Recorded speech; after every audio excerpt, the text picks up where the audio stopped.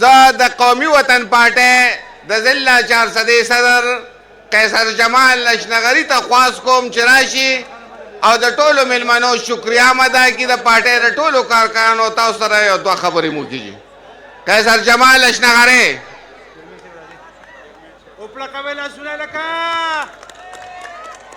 اعوذ باللہ من الشیطان الرجیم بسم اللہ الرحمن الرحیم. په سټیج باندې ناس د قومي وطن پارټي مرکزی و صوبایي قائدین او په پنډال کې موجود د قومي وطن پارټي ننګیالو ګلالو ځوانانو مشرانو کشرانو السلام علیکم. ملګرو خبرې خو به مشران کوي خو زه صرف دونه ویم چې نن تاسو چې دا کم تعداد سره راغلی کوم جوش او جذبې سره تاسو راغلی او دا جلسم کامیاب کړه او خپل مشر جناب حیات محمد خان شهید شیرپاو ته چې دا کم ځوانان راغلي دي.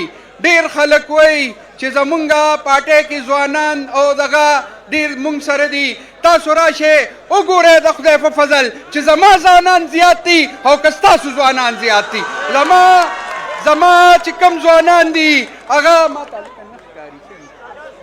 زما چې کم ځوانان دي شکر الحمدلله پړه لیکه ځوانان دي. دوی په خپل ځان باندې پوهېږي، دوی په خپل قوم په ترقۍ باندې پوهېږي او دوی زمونږ د ملي رهبر آفتاب احمد خان شیرپاو په کارونو په کارنامو په هغې باندې پوه دي.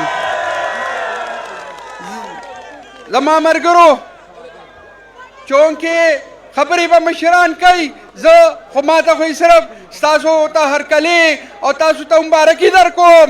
زه د ټول خپل د انې 24 او د انې 25 ورسره راغلي پی کې ایز د خپلو یوسیز د پی کې ایز صدرانو چیرمنانو صاحبانو ډېر زیات شکرګزار یم. زه ورته د هرکلې ویم چې دوی دا کم انداز باندې نن دا کم خپل خلک راوښکي دي، دا کم انداز باندې دلته راغلي دي او دا کم ملګري دوی چې دلته ناست دي او دوی دلته په نظم و ضبط مظاهره کوي. زه تاسو ټولو ته خراج تحسین پیش کوم. زه ستاسو ټولو ډېر زیات شکرګزار یم. زه د 400 ډېر زیات شکرګزار یم چې موږ له نن بیا دا عزت راکړه، قومي وطن پارټۍ له عزت ورکړه او دا عزت د قومي وطن پارټۍ نه دی، دا عزت د 400 د ټولو عوامو دی، دا د قومي وطن پارټۍ د کارکنانو دی، دا د قومي وطن پارټۍ د ځوانانو دی، دا د قومي وطن پارټۍ د میندو خویندو او د ټولو مسلمانانو ملګرو دی.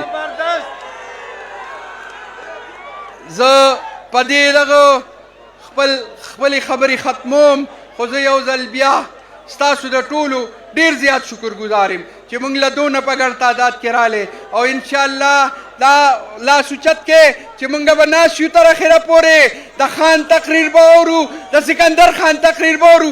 دویم لاس هم ورسره اوچت کې اوس یې وپړقوئ، ویې پړقوئ، سم یې وپړقوئ. شیرپاو خاد و باد اوسئ. ډېره مهرباني.